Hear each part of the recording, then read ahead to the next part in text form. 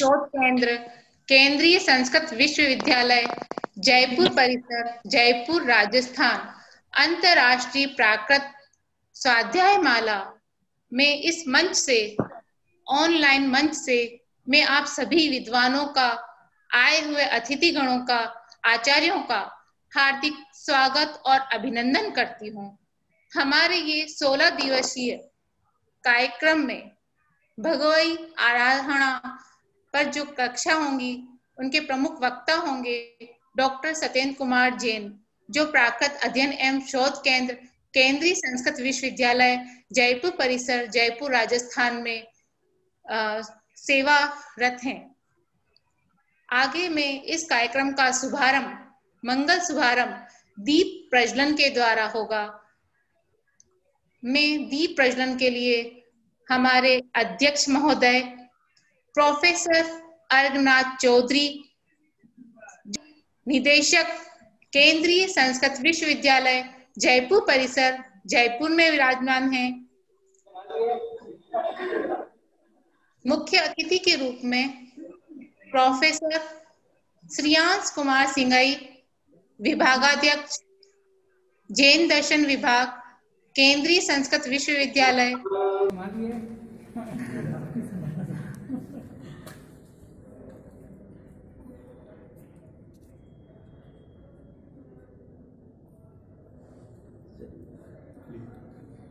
ओम चंद्रमा मनसो जातश्च सूर्यो अजायत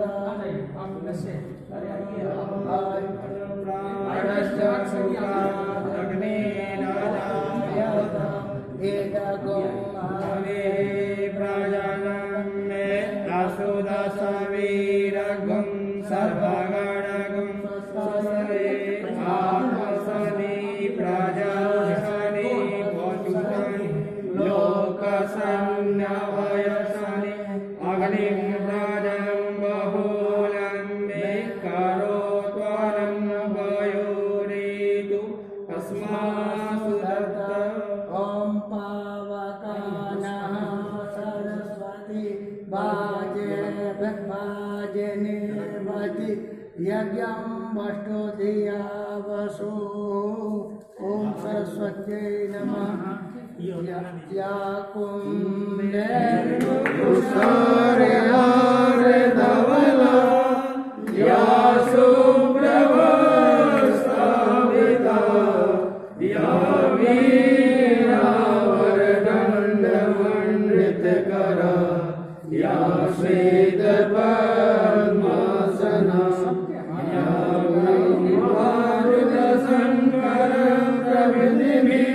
देवैः सदा वन्दिता सा मां पातु सरस्वती भगवती निःशेषज्ञानप्रभा। ए समन्त पुष्पांजलि। ओम भूर्भुवस्सु भगवत्यै श्री सरस्वत्यै नमः।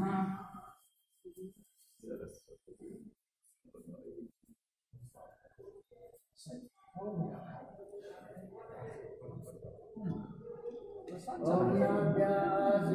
नर्गं श्रेष्ठोषमवदवद्भ्यामो निर्दिशः सुदं तथा लोकान् कथयन्। ओम प्राणाय स्वाहा प्राणाय स्वाहा मध्ये मध्ये पानीयम् उत्तराभूषणम्।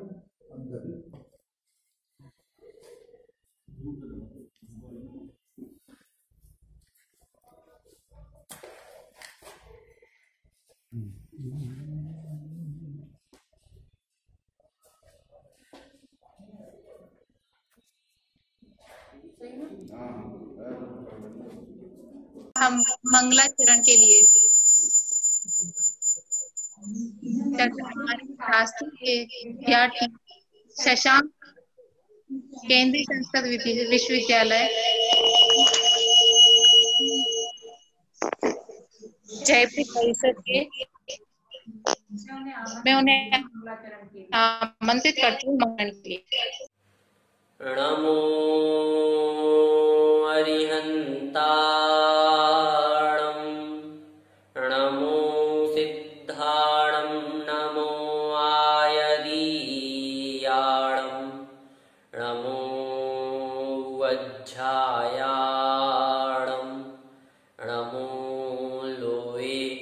सव्वसाहूणम् वताणुठाणे जनुधनडाणे पैपोसिउ तुख तधरु तव चरण विहाणे केवलणाणे तु परम पवु परम परु संपै सुह कारण कम्म विहारण भव समुद्रतारण तरण जीर्णवाणिनमस्समि सति पयासमि सद्गमोख संगम करणं भवियः भवतारण सोलह कारण अजवितिथयरतणहं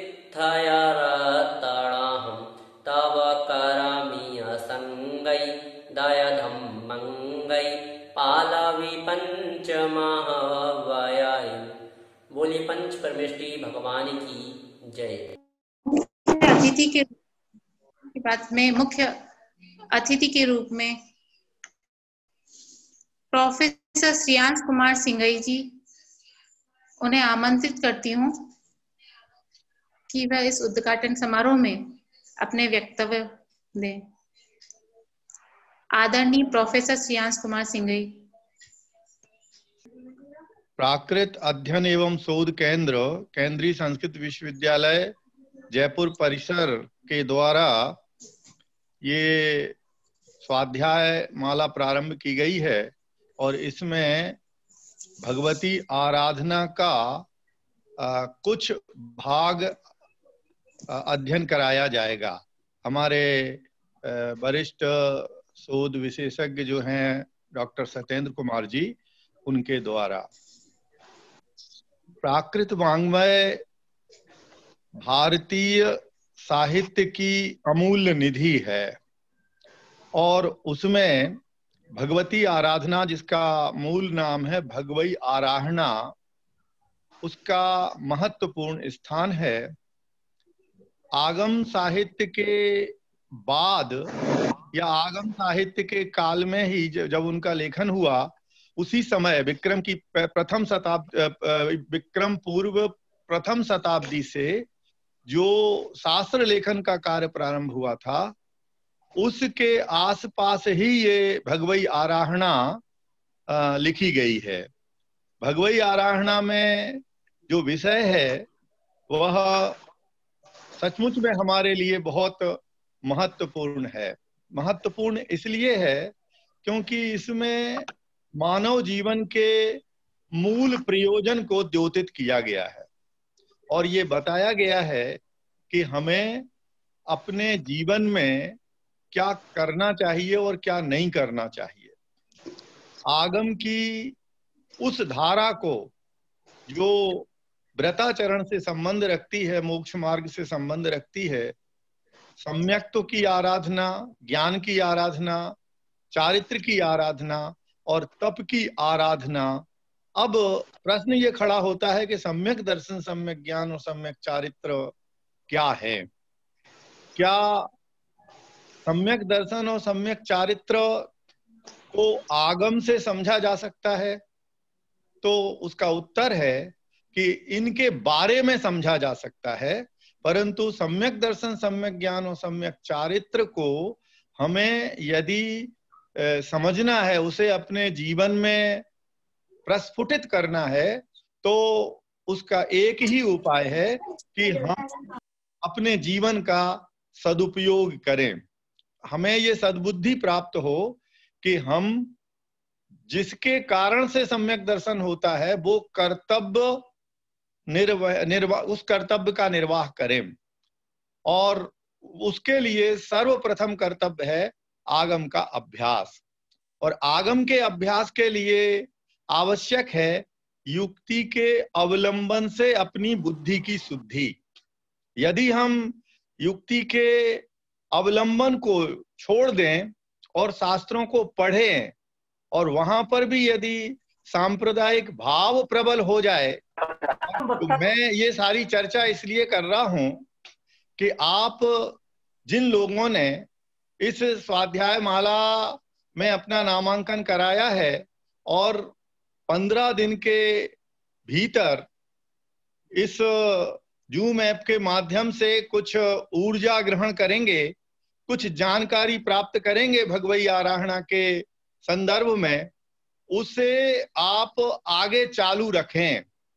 ये नहीं है कि 15 दिन में जो थोड़ी बहुत बातें आपको पता पड़ेंगी, इसमें करीब 2160-65 के करीब गाथाएं हैं और ये गाथाएं दिगंबर और श्वेतांबर दोनों परंपरा में प्राप्त होती हैं।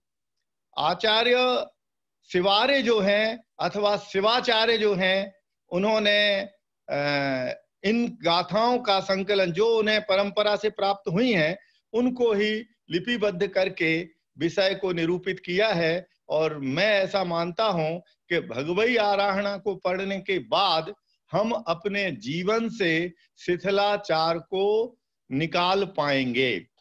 श्रावक का जो आचरण है और मुनि का जो आचरण है, उसमें मुनियों के आचरण की अपेक्षा से इसमें कथन प्रतीत होता है, परंतु जो व्रताचरण है वह व्रताचरण और मनुष्य जीवन की जो पद्धति है, उस पद्धति को यदि हम विवेक पूर्ण तरीके से अपनाना चाहते हैं तो भगवती आराधना या भगवई आराधना हमारा मार्गदर्शन कर सकती है। और महत्व की बात यह है कि अपराजित सूरी की विजयोदया टीका जो भगवई आराधना की सबसे सशक्त टीका है, उस टीका में बहुत कुछ है। शब्द का खेल भी है, इतिहास भी है, परंपरा भी है और मैं ऐसा मानता हूं कि सिद्धांत की समझ भी है। और अगर ये सिद्धांत की समझ हमारी बुद्धि को अच्छी लगने लगे तो हम अच्छी तरह से अपने जीवन को संभाल सकते हैं। भगवई आराधना का जो वैशिष्ट है वो उसकी भाषा से है। लोक भाषा जो सौरसेनी और अर्धमागधी का मिश्र रूप मुझे इसमें समझ में आता है, मुख्यतः सौरसेनी प्राकृत की है, उसे भी हम समझने की कोशिश करें। और उसके लिए हमें जो पद्धति अपनानी चाहिए वो पद्धति स्वाध्याय की पद्धति है, वाचन की पद्धति है, पठन और पाठन की पद्धति है। शुरू स्टेप में हमें इस बात पर ज्यादा जोर नहीं देना चाहिए कि ये शब्द कैसे बना। यदि हम शब्द को समझने में अपनी ज्यादा बुद्धि लगाएंगे तो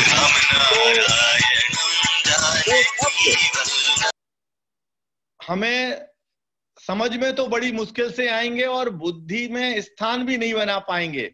उसका कारण है कि उसका प्रयोग हम नहीं कर पाएंगे। किंतु जो विषय वस्तु उन शब्दों के माध्यम से, वाक्यों के माध्यम से हमें परोसी जाएगी, यदि वो हमें रुचिकर प्रतीत होगी तो फिर शब्दों का अभ्यास वाचन से होते होते ये प्राकृत भाषा जिसे हम प्राकृत भाषा कहते हैं, वो भाषा हमें समझ में आने लगेगी। मेरा एक अनुभव है, वो अनुभव ये है कि जब मैं पढ़ता था तो प्राकृत के ग्रंथ पढ़ता था, जैसे गौमठ सार जीवकांड वगैरह है और प्रवचन सार है, यही मुख्य रूप से हमारे कोर्स में थे। तो इनको पढ़ता था तो प्राकृत के मुझे डर लगता था कि ये तो अपने बस की बात नहीं है, इसमें तो बहु विकल्प की व्यवस्था है, कुछ भी बोल दो, कैसे भी लिख दो, कुछ समझ में नहीं आता था। तो जब तक हमें कोई पद्धति समझ में नहीं आएगी तब तक हम भाषा को अपनाने में समर्थ नहीं हो सकते हैं। और प्राकृत वांग्मय में जो प्रयोग हैं वे बहुलता को लिए हुए हैं, इतनी बहुलता को लिए हुए हैं कि हमारी बुद्धि उसे थोड़ा जल्दी स्वीकार नहीं कर पाती है। तो हमारा एक निवेदन है आपसे कि आप भाषिक प्रतिपत्ति पर ज्यादा बल ना दें, आप भगवती आराधना को उसके विषय निरूपण से समझने की कोशिश करें और ये जान करके कोशिश करें कि ये जो ऋषि वचन है इसमें जो सम्यक दर्शन की आराधना है, सम्यक ज्ञान की आराधना है, सम्यक चारित्र की आराधना है और तप की आराधना है, ये आराधना हमारे जीवन को उस रास्ते पर ला करके खड़ा कर देती है जहां से हमें किसी भी प्रकार के दुख को दूर करने का अवसर मिल जाता है। हम बहुत बड़ा पुरुषार्थ अपने मनुष्य जीवन का भगवती आराधना को पढ़ करके कर सकते हैं। आज मैंने भगवती आराधना को उलट पुलट करके देखा, क्योंकि बहुत पहले पढ़ी थी मैंने भगवती आराधना, तो मुझे ऐसा लगा कि सचमुच में ये ग्रंथ हमारी बुद्धि को वो पाथे देता है। तो यदि हम इसके अभ्यास में लगे, हर दिन आधा घंटा पौन घंटा इसको पढ़ें और पढ़ करके अपनी बुद्धि को नियोजित करें, तो मैं ऐसा मानता हूं कि हमें बहुत कुछ उपलब्ध होगा। आगम की बातें भी उपलब्ध होंगी, सिद्धांत भी समझ में आएगा, और जो अध्यात्म का पुरुषार्थ है, आत्मज्ञान के लिए जो सदाचार है, वो भी हम अपनाएंगे, और ज्ञान के सदुपयोग से हम उस तथ्य को, सत्य को समझने में सफल होंगे, जिसके लिए हम अध्ययन करते हैं, अभ्यास करते हैं, शास्त्र पढ़ते हैं। तो मेरा तो ये स्पष्ट मानना है कि शास्त्र में जो कुछ लिखा जाता है उसे समझने के लिए हमें अपनी बुद्धि को जगाना पड़ता है। शास्त्रकार ने अपनी बुद्धि को जगा करके शास्त्र लिखे हैं, तो हमें भी अपनी बुद्धि को जगा करके उनकी अपेक्षा को समझ करके निर्णय करना पड़ता है। और अगर ये निर्णय हम भाषिक बल से और सिद्धांत के बल से करेंगे, अन्य आगम से उसका मिलान करेंगे, तो मैं समझता हूं कि इस स्वाध्याय की परिपाटी से हमें बहुत फायदा होगा, अच्छा लगेगा, ऐसा मैं मानता हूं। धन्यवाद। बहुत बहुत धन्यवाद प्रोफेसर श्रेयांश सिंघई सर का। अब आगे केंद्रीय संस्कृत विश्वविद्यालय प्राकृत अध्ययन शोध केंद्र के ही डॉक्टर धर्मेंद्र कुमार जैन को मैं आमंत्रित करती हूँ कि वह प्राकृत की जो ग्रंथ वगैरह और जो यहाँ काम चल रहा है उस पर आप एक प्रकाश डालें। डॉक्टर धर्मेंद्र कुमार जैन, केंद्रीय संस्कृत विश्वविद्यालय, नई दिल्ली। नमो लोहे संवत्सराणम। परम आदरणीय निदेशक महोदय जी, हमारे वरिष्ठ विद्वान प्रोफेसर श्रेयांश कुमार जी साहब, आवाज आ रही ना? हेलो, आ रही है सर, आ रही है। हाँ। परम आदरणीय प्रोफेसर जगतराम जी साहब, और इस स्वाध्याय माला में ऑनलाइन सम्मिलित हुए सभी हमारे अध्येतागण, इस कार्यक्रम के सूत्रधार आदरणीय हमारे विद्वान, युवा विद्वान सत्येंद्र कुमार जी, और आदरणीय बहन दर्शना जी। सबसे पहले बहुत अच्छा उपक्रम केंद्रीय संस्कृत विश्वविद्यालय प्राकृत परियोजना प्राकृत अध्ययन शोध केंद्र जयपुर परिसर से प्रारंभ हुआ है। मैं भूरी आदरणीय सत्येंद्र कुमार जी ने बड़ा पुरुषार्थ किया है, उसको मैं उनको धन्यवाद देना चाहता हूँ। दर्शना जी और सत्येंद्र कुमार जी का बहुत अच्छा उपक्रम है। और इस प्रसंग में एक पंक्ति मुझे याद आ रही है चाणक्य जी की, कि शास्त्राणाम रक्षणेन राष्ट्रम रक्षितम भवति। शास्त्रों के रक्षण से राष्ट्र की रक्षा होती है। और जो मूल ग्रंथ है हमारे, उन मूल ग्रंथ के पढ़ने की परंपराएं इस देश में बहुत नगण्य हो गई है। और जब तक मूल ग्रंथ पढ़ने की परंपराएं नहीं रहेगी, हमारी संस्कृति जीवित नहीं रहेगी। तो इस बात को ध्यान में रखते हुए ये उपक्रम प्रारंभ किया है, बहुत अच्छी बात है। इससे एक नई प्रेरणा और नया ज्ञान का स्रोत हमारे लिए विकसित होगा। और एक ऐसा ग्रंथ है ये भगवती आराहणा। अभी बहुत कुछ हमारे आदरणीय श्रेयांश कुमार जी सिंघई जी साहब ने बताया। मैं इस ग्रंथ को कहता हूँ इनसाइक्लोपीडिया ऑफ इंडियन कल्चर, भारतीय संस्कृति का एक बहुत बड़ा बृहत कोश है, क्योंकि इस ग्रंथ में 2000 से अधिक गाथाएं हैं और ऐसी अद्भुत चीजें इस ग्रंथ में हैं। आयुर्वेद के बहुत सारे सूत्र इसके अंदर मिलते हैं, और जीवन जीने की कला, व्यक्ति को कैसे जीना चाहिए, मनोविज्ञान के सूत्र आदि अनेक प्रसंगोपात। यद्यपि ये जैन परंपरा की जो 4 आराधनाएं हैं, दर्शन आराधना, ज्ञान आराधना, चारित्र आराधना और तप आराधना, लेकिन उन आराधनाओं में भी प्रसंग अनुसार ऐसे मानव जीवन से जुड़े हुए विषयों का समावेश किया गया है जो सर्वोपयोगी है। ये ग्रंथ संप्रदाय विशेष से नहीं, भारतीय संस्कृति से जुड़ा हुआ है और जो हमारे जीवन के लिए बहुत उपयोगी है। तो ऐसे ग्रंथ की स्वाध्याय माला में आप सभी उपस्थित हुए हैं, मैं आपका हार्दिक अभिनंदन स्वागत करता हूं और आपकी इस मंगल भावना को भूरिशः धन्यवाद देता हूं।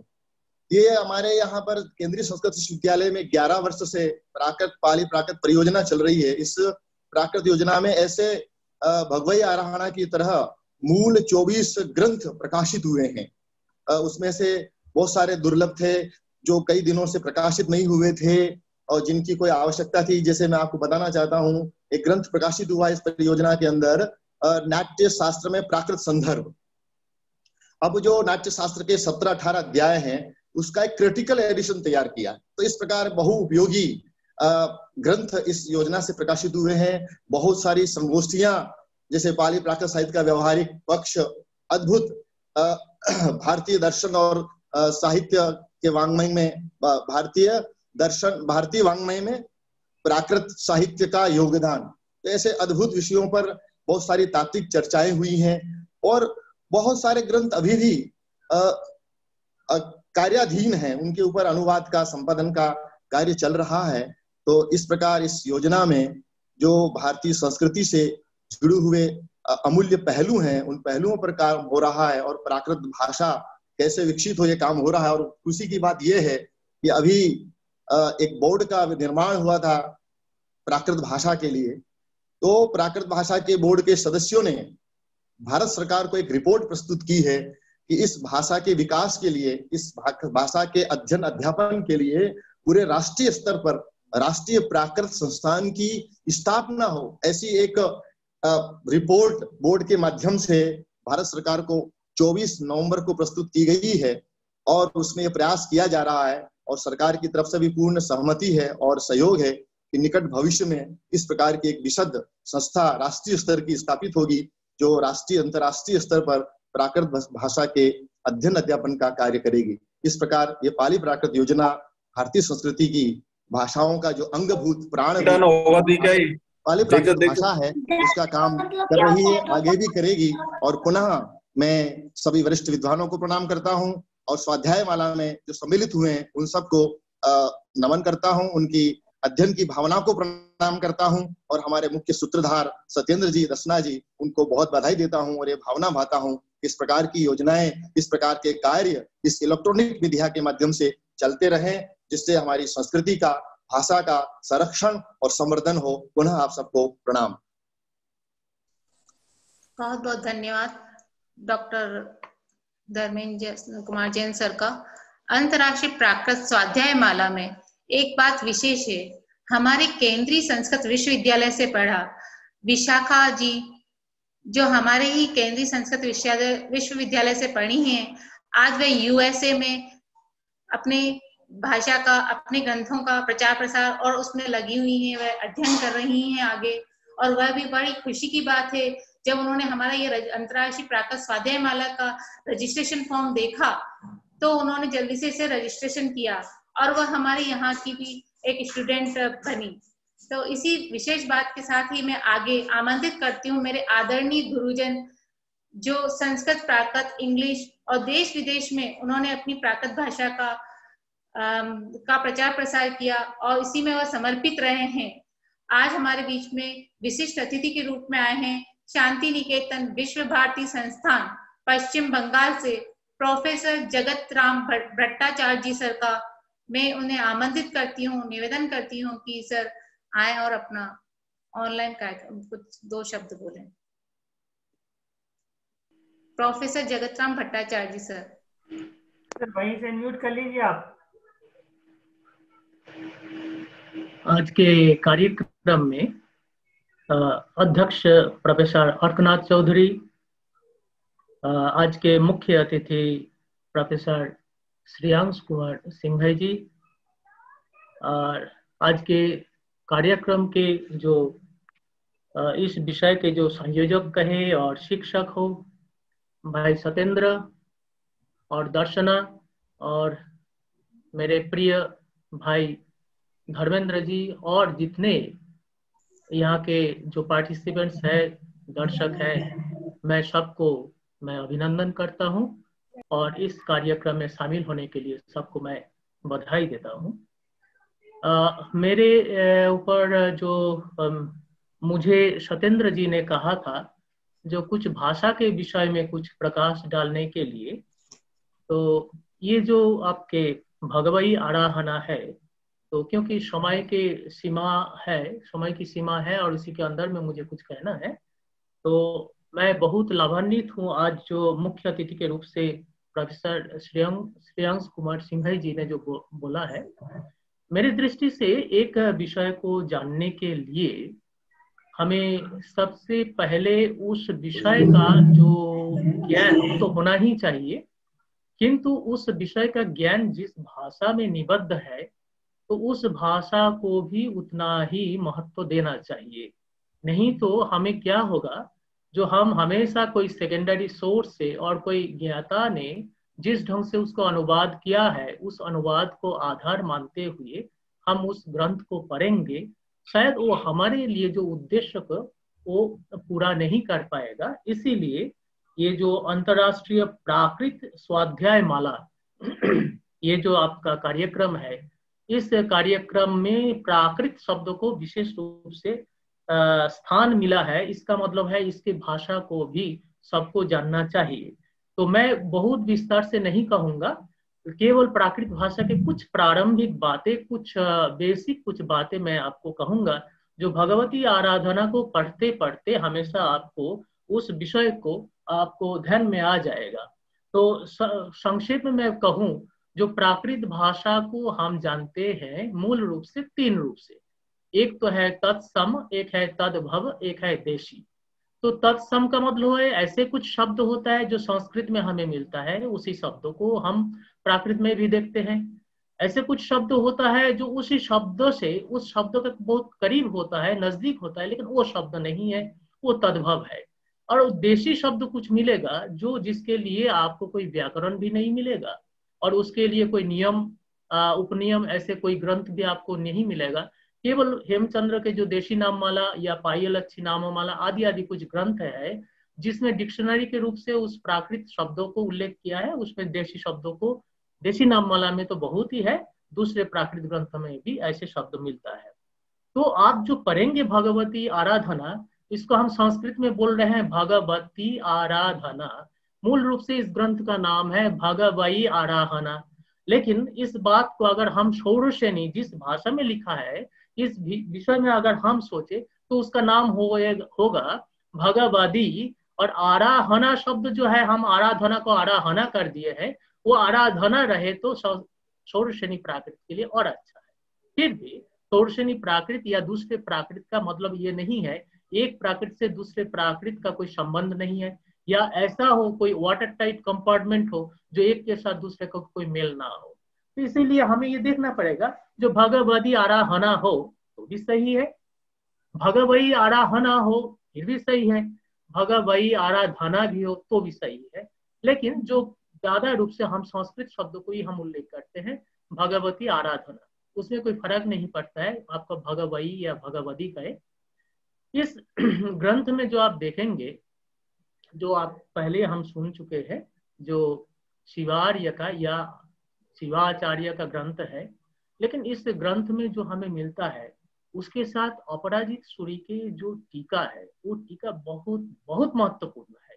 एक विषय को केवल ज्ञान के हिसाब से विषय को जानना ही नहीं है, आप देखेंगे कि मूल टेक्स्ट में जो है उसमें षोडशनी प्राकृत के लिए कहीं कहीं क्यों बहुत सी जगह में आपको लगेगा जो ये षोडशनी प्राकृत के नियम के आधार पर ठीक नहीं लिखा हुआ है, लेकिन ये संयोग ऐसा है और हमारा सौभाग्य ऐसा है जो अपराजित सूरी के जो टीका है उस टीका में उस शब्दों को, उन शब्दों को उन्होंने सुधार किया। उस सुधार जो हुआ है उसी से भी हम उनके टीका से ही, विषय तो है ही, उनके टीका से भी हम भाषा के विषय में भी हमें बहुत ज्ञान मिले। मैं बहुत ज्यादा बात तो ये नहीं कहूंगा जो प्राकृत में क्या होता है क्या नहीं होता है, वो हमारे भाई सत्येंद्र जी तो आप लोगों को पढ़ाएंगे, विषय के साथ साथ भाषा को भी पढ़ाएंगे। आप देखेंगे मूल रूप से दूसरे प्राकृत से फर्क करने के लिए षोडशनी का मूलभूत कुछ लक्षण है। जैसा मान लीजिए अनादि और अयुक्त त के स्थान पर द होता है तो आप मान लीजिए वो षोडशनी है, वो महाराष्ट्र नहीं है। इसी प्रकार अनादि अयुक्त थ के स्थान पर ध होता है तो आप वो भी मान लीजिए ये षोडशनी का एक विशेष लक्षण है। और भी एक एक वैयाकरण, जैसा बड़रुचि का नाम हम जानते हैं, सबसे प्राचीन वैयाकरण है जिनके व्याकरण उपलब्ध है, वो ईस्वी 5वीं शताब्दी के हैं। उसके बाद लगभग 700 साल के बाद ईस्वी 12वीं शताब्दी में हेमचंद्राचार्य का व्याकरण हमें उपलब्ध होता है। तो हेमचंद्र, बड़रुचि हेमचंद्र और दूसरे दूसरे वैयाकरण है, उन्होंने सब वही प्राकृत के लिए या विशेष रूप से मान लीजिए षोडशनी के लिए कुछ नियम बताए हैं। लेकिन एक बात ध्यान में रखिए, शायद आपको सत्येंद्र जी इस बात को भी व्याख्या देंगे, लेकिन एक बात ध्यान में रखिए, चाहे हेमचंद्राचार्य 26-27 सूत्र किए हैं या मार्कंडेय के व्याकरण में अगर 56 सूत्र मिला है, 58 सूत्र मिला है, तो इसको मत समझिए जो केवल 26 सूत्र या 58 सूत्र में एक भाषा को बांधा गया है। उसके अंतिम भाग में लिखा हुआ है शेषंग प्राकृतवत या शेषंग महाराष्ट्रीवत, अर्थात महाराष्ट्री प्राकृत के जो लक्षण होता है वो लक्षण षोडशनी में भी मिलता है। ये जो नए नए पढ़ रहे हैं, आज जो आ रहे हैं, जो आज के इस प्रोग्राम में आ रहे हैं, मुझे ऐसा लगता है जो उनके लिए कुछ नया लगता है। लेकिन मैं ये कहूँगा जो आप बहुत ध्यान से पढ़िए, विषय के प्रति ध्यान रखिए और विषय के साथ साथ उसके भाषा को भी आप उसको देखते रहिए, आपको बहुत बहुत लाभ मिलेगा। और सत्येंद्र जी ने जो विषय को चुना है भगवती आराधना, ये जैन दिगंबर जैन ग्रंथ केवल नहीं है, और जैसे धर्मेंद्र जी ने भी कहा है ये भारतीय संस्कृति का एक वाहक भी है। तो इसीलिए इस ग्रंथ को पढ़ना हमारे लिए बहुत बहुत रुचिकर है और बहुत उपयोगी भी है। मैं आप सभी को जो इस कार्यक्रम में भाग ले रहे हैं, मैं सभी को मैं हृदय से मैं धन्यवाद देता हूँ, अभिनंदन करता हूँ और आपके सफलता की कामना करता हूँ। नमस्कार। बहुत बहुत धन्यवाद। अब मैं आगे बढ़ाते हुए अंतर्राष्ट्रीय प्राकृत स्वाध्याय माला में केंद्रीय संस्कृत विश्वविद्यालय जयपुर परिसर के विषय प्रवर्तन के लिए डॉक्टर सत्येंद्र कुमार जैन को मैं आमंत्रित करती हूँ कि वह विषय प्रवर्तन पर अपना प्रकाश डालें। नमो जनानाम।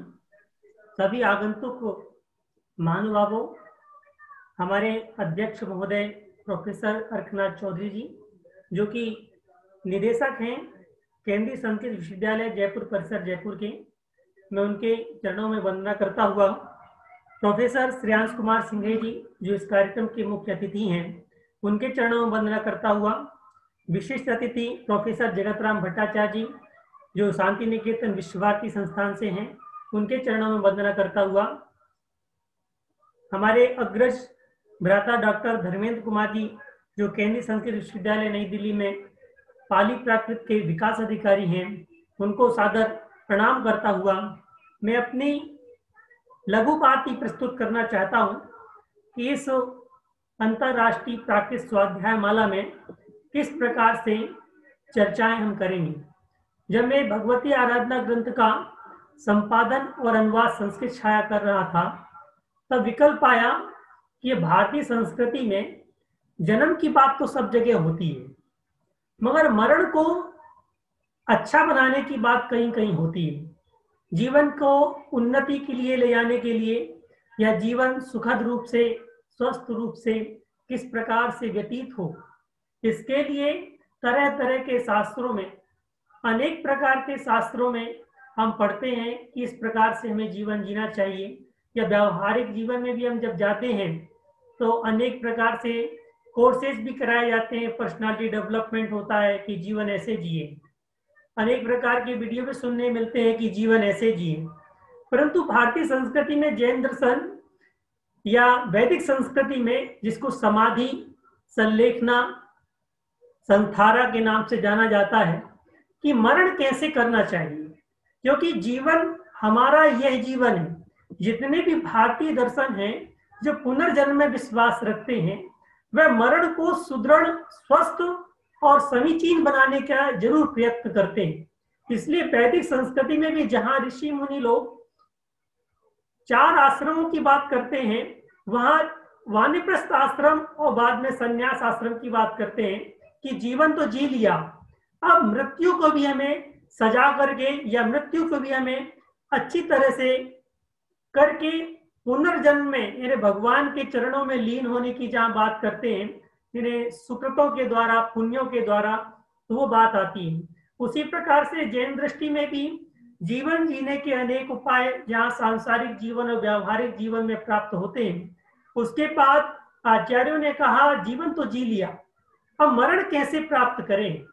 क्या हम क्लेश पूर्वक मरण को प्राप्त करें या सांसारिक गतिविधियों में जो हम पहले से ही सांसारिक गतियों में फंसे हुए हैं, इस दलदल में फंसकर ही मरण को प्राप्त हो जाएं, या हम संन्यास आश्रम की ओर, वानप्रस्थ आश्रम की ओर अग्रसर आगे बढ़ करके और अपने मरण को सुधारने का विचार करना चाहिए। इसी बात को आगे रख करके मैंने भगवती आराधना ग्रंथ का संपादन, अनुवाद और संस्कृत छाया किया। तो कुछ दिनों पूर्व मेरे मन में ये विचार आया, इस ग्रंथ को सभी के समक्ष उपस्थित करना चाहिए और इसमें भारतीय दर्शन तो आएगा ही आएगा, इसमें जो भाषा है, प्राकृत भाषा जो सौर शैनी मुख्यता है, और अभी हमारे गुरुजन बता ही रहे थे कि सौर शैनी के कुछ ही सूत्र मिलते हैं और शेषम प्राकृत बतेने महाराष्ट्र के समान ही पूरी सौर प्राकृत चलती है। मुझे इस विषय में बड़ी अपार खुशी है कि जब केंद्रीय संस्कृत विश्वविद्यालय की ओर से प्राकृत पढ़ाने के लिए यह प्रक्रम जब चालू करने का मन में विचार आया और मैंने फॉर्म जो ऑनलाइन गूगल फॉर्म सबको भेजे, तो कई जगह से लोगों ने भरना चालू कर दिया। 4 दिन की अल्प अवधि में ही लोगों ने, करीब 250 लोगों ने फॉर्म रजिस्टर्ड कराया और वो पढ़ने के इच्छुक हैं। कई लोगों का विचार था कि हमारे केंद्र के द्वारा सर्टिफिकेट और डिप्लोमा कोर्स भी चालू होने चाहिए, ऐसी मेरी भावना थी। और हमारे अध्यक्ष महोदय आदरणीय प्रोफेसर अर्कनाथ चौधरी जी के सहयोग से यह कार्य हम शीघ्रता से चालू करने का प्रयत्न कर रहे हैं। इस प्रकार से भगवती आराधना के द्वारा हम उसकी भाषा शैली को भी जानेंगे और उसमें छुपे हुए व्याकरण को भी जानेंगे। अगले 15 दिनों में हम कल से क्लास चालू करेंगे। कल से 8 बजे से क्लास प्रारंभ होगी और इस समय पर हम आधा घंटे, पौन घंटे में उसकी भाषा शैली, उसके व्याकरण को और उसके दार्शनिक चिंतन को भी समझेंगे। तो इसी के साथ मैं डॉक्टर दर्शना जैन जो इस कार्यक्रम के संयोजक हैं, उनके लिए भी साधुवाद धन्यवाद देता हूं कि उन्होंने मुझे विषय परिवर्तन करने के लिए आमंत्रित किया। जय जिनेन्द्र, नमो जिनेन्द्र। बहुत बहुत धन्यवाद डॉक्टर सत्येंद्र कुमार जैन। अंतर्राष्ट्रीय प्राकृत स्वाध्याय माला में जिसका हमें इंतजार है, हमारे इस उद्घाटन समारोह के सबसे आकर्षक हमारे अध्यक्ष, हमारे आदरणीय माननीय प्रोफेसर अर्कनाथ चौधरी, जो डायरेक्टर हैं सेंट्रल संस्कृत विश्व यूनिवर्सिटी जयपुर परिसर, जयपुर राजस्थान के। मैं उनसे निवेदन करना चाहती हूँ कि हमें अध्यक्षीय भाषण देकर के हमें उद्बुद्ध करें। Professor Arkanath Chaudhary sir. नमस्कार। केंद्रीय संस्कृत विश्वविद्यालय जयपुर परिसर की ओर से डॉक्टर दर्शना जैन ने एक अच्छा प्रयास किया और कुछ ही दिनों में उन्होंने अंतर्राष्ट्रीय प्राकृत स्वाध्याय माला को आरंभ करने का प्रस्ताव कुछ दिन पूर्व ही रखा था, लेकिन इतने कम समय में इन्होंने सारी तैयारी कर ली और जैसा कि मुझे बताया गया है कि इस अंतर्राष्ट्रीय प्राकृत स्वाध्याय माला में गुजरात, राजस्थान, महाराष्ट्र, तमिलनाडु, हरियाणा, पंजाब, आंध्र प्रदेश, मध्य प्रदेश, छत्तीसगढ़, उत्तर प्रदेश, असम, नागालैंड और अन्य कुछ राज्यों के श्रोतागण तथा विदेश से भी, यूएसए से, दुबई से और अन्य जगह से भी, कनाडा आदि से भी, अन्य देशों से भी लोग सम्मिलित हो रहे हैं।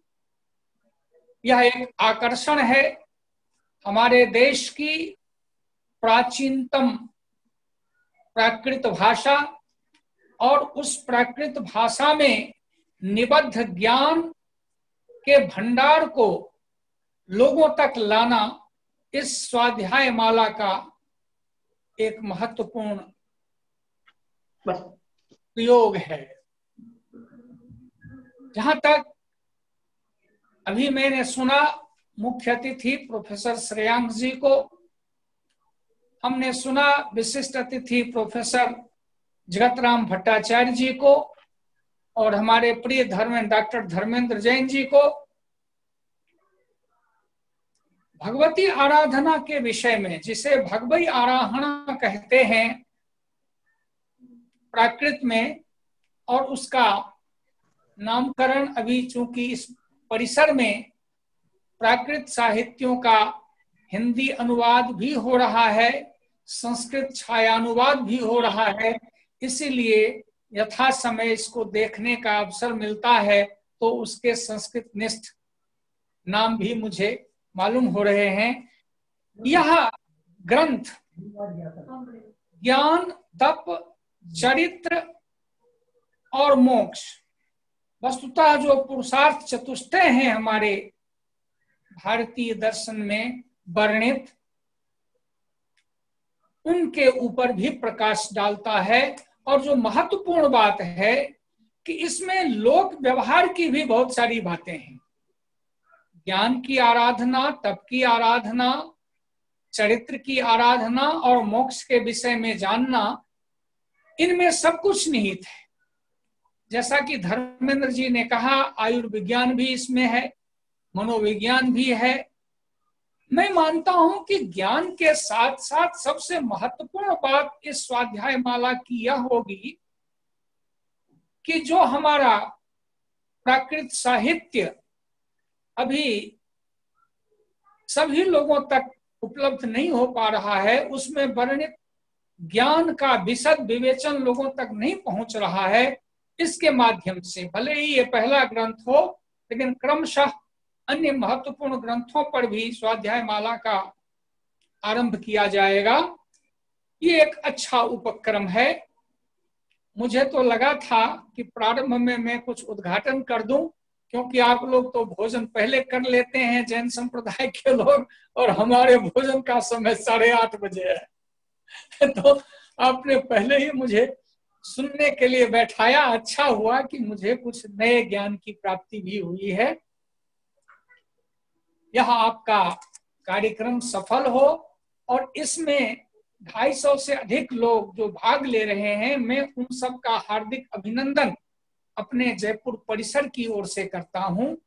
विशेषकर प्राकृत विभाग के सत्येंद्र जी, दर्शना जी, प्रभात कुमार दास जी और अमित जी ने भी इनके साथ सहयोग किया है। इसलिए यह पूरा का पूरा प्राकृत विभाग बधाई का पात्र है। और मेरे लिए यह अत्यंत प्रसन्नता का विषय इसलिए भी है कि जयपुर परिसर में मेरे प्राचार्य काल में ही इस केंद्र का उद्घाटन हुआ था और अब इसके माध्यम से बहुत ही अच्छे अच्छे प्रकाशन हुए हैं, जिन प्रकाशनों को लोग खरीद रहे हैं।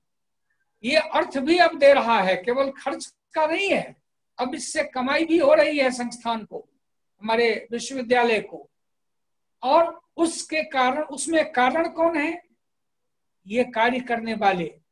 अभी ये 4 हैं, प्रारंभ में 7 थे, अलग अलग जगह से काम करते थे और बहुत अच्छे अच्छे ग्रंथों का प्रकाशन हुआ है यहाँ से। मैं समझता हूं कि इस ओर और लोगों का ध्यान आकृष्ट करने के लिए यह स्वाध्याय माला का आरंभ करना अत्यंत प्रशंसनीय कार्य है। मैं पुनः एक बार इस कार्यक्रम में सम्मिलित हुए सभी विद्वानों का हार्दिक अभिनंदन परिषद की ओर से करता हूं। जो कार्यक्रमों में अध्ययन के लिए जुड़े हैं उनका अभिनंदन करता हूं और इस विभाग के सभी अपने मित्रों का अभिनंदन करता हूं। जयतु भारतम, जयतु संस्कृत, जयतु प्राकृतम। बहुत बहुत धन्यवाद गुरुजी। आदरणीय गुरुजी, सर का उद्बोधन सुनने के बाद मैं इस कार्यक्रम को समापन की ओर ले जाना चाहती हूँ और मैं धन्यवाद के लिए डॉक्टर कमलेश कुमार जैन, केंद्रीय संस्कृत विश्वविद्यालय जैन दर्शन विभाग के जयपुर परिसर से ही हैं, मैं उन्हें धन्यवाद ज्ञापन करने के लिए आमंत्रित करती हूँ। प्रोफेसर कमलेश कुमार जैन। जिद भवाणम, नमो जिणाणम जिद भवाणम। केंद्रीय संस्कृत विश्वविद्यालय जयपुर परिसर के प्राकृत अध्ययन एवं शोध केंद्र द्वारा आयोजित इस स्वाध्याय माला के अंतर्गत आज जो उद्घाटन सत्र का ये जो कार्यक्रम किया गया, उसमें हमारे विश्वविद्यालय के निदेशक महोदय प्रोफेसर अर्कनाथ चौधरी जी ने अध्यक्षता का कार्यभार बड़ी रुचि के साथ और बड़े हर्ष के साथ निभाया और उन्होंने जो कहा, हम लोगों को जो उद्बोधन दिया और जो प्रेरणा दी, उसके लिए हम उनका बहुत हृदय से धन्यवाद करते हैं। इस कार्यक्रम में मुख्य अतिथि के रूप में मेरे पास कार्यक्रम नहीं है, इसलिए मैं इसमें कुछ अंतर कर सकता हूं। तो विशिष्ट अतिथि, मुख्य अतिथि और सारस्वत अतिथि के रूप में प्रोफेसर श्रेयांश कुमार सिंघई जी थे। मुख्य रूप से उन्होंने जो वक्तव्य दिया वह इस कार्य स्वाध्यायशाला के लिए प्रोफेसर जगत राम भट्टाचार्य जी का एक महत्वपूर्ण व्याख्यान हुआ। उन्होंने यह व्यक्त किया कि विषय के साथ साथ भाषा का ज्ञान जो आश्रय स्थान है या आश्रय भाव है, आश्रय की जो प्राकृत भाषा है इस भगवती आराधना की, उस भाषा के ओर अगर हमारा ध्यान रहता है और उसको समझने का प्रयास करते हैं तो वह उसका विषय भी हमें अच्छी तरह से समझ में आ जाता है। इसलिए भाव पक्ष और कला पक्ष दोनों पक्षों की ओर पाठक का ध्यान, स्वाध्यायी का ध्यान होना चाहिए। और उन्होंने जो प्रतिनिधि भगवती आराधना की जो प्रतिनिधि भाषा है सौरसेनी प्राकृत, उसकी संक्षेप में चर्चा की और निस्संदेह जो आगे कार्यक्रम होगा, द्विसाप्ताहिक जो कार्यक्रम होगा और डॉक्टर सत्येंद्र कुमार जैन इसमें जो अपना स्वाध्याय कराएंगे स्वाध्यायियों के लिए, वो निस्संदेह उनके लिए बहुत ही पाथेय का काम करेगा, लाभ करेगा। और वो बताएंगे कि किस प्रकार से ये प्राचीन ग्रंथ क्या संदेश देना चाहता है और जीवन में क्या इससे हमें ग्रहण करना चाहिए और अपने जीवन को सार्थक बनाना चाहिए। इसी प्रकार से हमारे इस केंद्र के पूर्व विकास अधिकारी और अब दिल्ली में पदस्थ विकास अधिकारी डॉक्टर धर्मेंद्र कुमार जैन जी ने इस कार्यशाला और इस केंद्र के अंतर्गत हुए प्रकाशनों पर एक बहुत अच्छा प्रकाश डाला और उन्होंने बताया कि कितने सुंदर सुंदर ग्रंथ और अच्छे महत्वपूर्ण ग्रंथ इस केंद्र से प्रकाशित हो रहे हैं, हुए हैं। तो इन सभी महानुभावों का इस उद्घाटन कार्यक्रम में सबका हृदय से धन्यवाद करता हूं और उनके प्रति कृतज्ञता व्यक्त करता हूं। विशेष रूप से मैं डॉक्टर सत्येंद्र कुमार जैन के प्रति भी धन्यवाद व्यक्त करता हूं और डॉक्टर दर्शना जैन के प्रति, क्योंकि मैं देख रहा हूं कि इस कोरोना काल में प्रारंभ से ही ये लोग अन्य अनेक कार्यक्रम हो रहे हैं देश भर में, लेकिन इन लोगों ने प्रारंभ से ही जिस अध्यवसाय के साथ और तल्लीनता के साथ, कर्मठता के साथ प्राकृत भाषा और साहित्य की चर्चा की है और विविध कार्यक्रम किए हैं और अभी भी कर रहे हैं। यह कार्यक्रम, यह इनका अध्यवसाय और इसका फल इन्हें निश्चित रूप से मिले और ये स्थायित्व के रूप में इन्हें मिले, ऐसी हम भाव करते हैं। इन्हीं कुछ शब्दों के साथ मैं अपनी बात को विराम देता हूं और पुनः आप सभी का बार बार धन्यवाद करता हूं। बहुत बहुत धन्यवाद प्रोफेसर कमलेश कुमार जैन, जयपुर परिसर के। आज केंद्रीय संस्कृत विश्वविद्यालय प्राकृत अध्ययन एवं शोध केंद्र अंतर्राष्ट्रीय प्राकृत स्वाध्याय माला का उद्घाटन समारोह हुआ है। कल इसी समय 8 बजे, रात्रि 8 बजे यथावत क्लास कक्षाएं चलेगी। डॉक्टर सत्येंद्र कुमार जैन द्वारा भगवई आराहणा का कक्षाएं चलेंगी जो 16 दिवसीय रहेंगी, 25 जनवरी 26 जनवरी तक रहेंगी। और हम कल फिर रात्रिकालीन में हम फिर मिलेंगे 8 बजे। इसी के साथ सभी को नमो जिनाणम, जय जय सुशासनम।